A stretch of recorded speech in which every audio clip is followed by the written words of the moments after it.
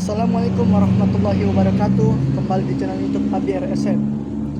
Jadi di video kali ini saya akan memberikan sebuah tips bagaimana caranya mengatasi suara yang pubertas atau yang baru pecah suara, khusus umur 13 atau 14 tahun lah yang baru pecah suara. Jadi gini teman-teman, cara mengatasi suara yang pubertas itu sebenarnya mah gampang-gampang susah dan juga membutuhkan proses. Karena apa? Ada yang pas sebelum pecah suara dia merasakan suaranya itu bagus, enteng, bersih. Tapi tiba-tiba pas dia pecah suara atau pubertas, suaranya itu berbeda. Tiba-tiba dia mengalami kendala di suaranya. Karena apa? Suaranya berat. Karena apa? Kalau bikin suara kita berat itu sebenarnya mungkin semakin bertambah besarnya kali suara kita itu. Karena kan kalau kita udah pecah suara kan suara kita menjadi besar, mungkin faktornya itu. Nah, bagaimana sih caranya biar suara kita tuh bisa enteng lagi seperti sebelumnya, seperti sebelum pecah suara itu? Sebenarnya dilakukannya itu seperti ya sama seperti halnya lah, harus latihan. Kalau tidak latihan otomatis akan berat gitu. Karena memang udah sewajarnya pita suara itu kalau tidak dilatih udah pasti kaku, udah pasti berat. Jadi harus dilatih. Minimal itu kita latihan satu hari sekali 10 menit, atau sehari 2 kali atau 3 kali dalam sehari itu. Latihannya sederhana aja, nggak usah yang terlalu susah-susah. Kayak misalnya kalau suaranya berat kan otomatis dia susah untuk nada tinggi ya. Biasa aja standar, contoh kayak seperti ini. Atau lebih rendah lagi,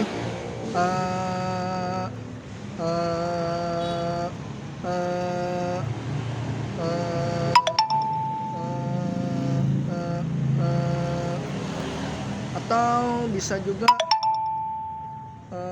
yang lebih tinggi sedikit. Kalau mau dinaikin lagi bisa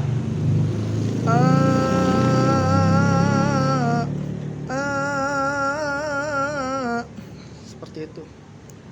Karena semuanya juga harus proses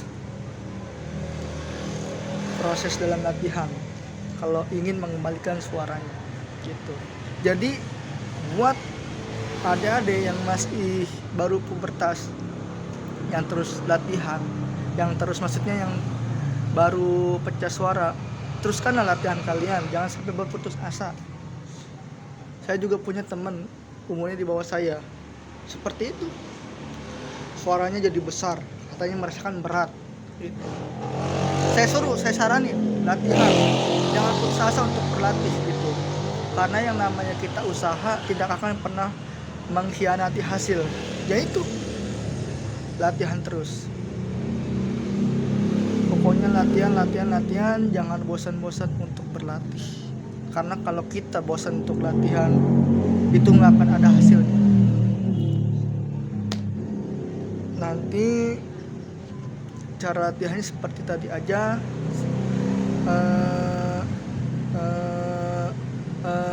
Gitu. Atau kalau mau juga nggak apa-apa latihan kayak salawatan, ngaji, atau qori yang bisa qori gitu, nggak apa-apa, latih aja.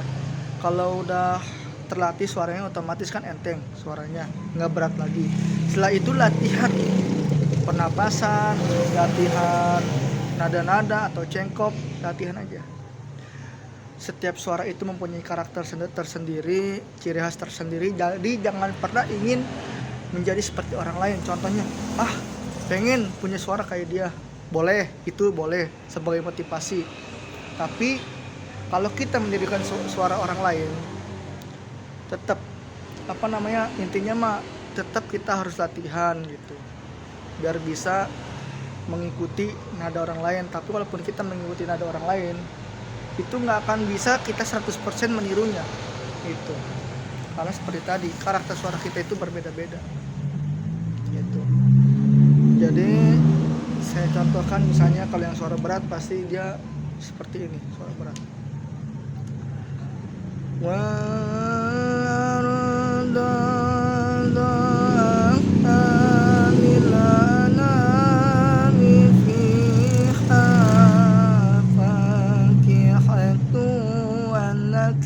luzatul akmam.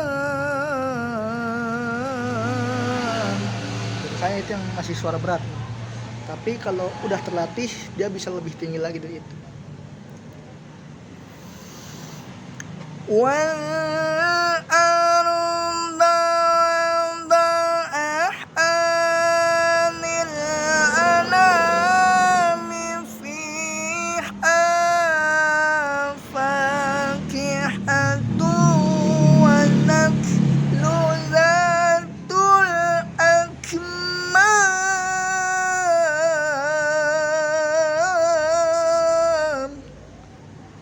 Seperti itu contohnya. Intinya latihan terus, jangan patah semangat, jangan putus asa. Ya sehari 1 kali atau sehari 1 kali 10 menit juga lama-lama baru berhasil.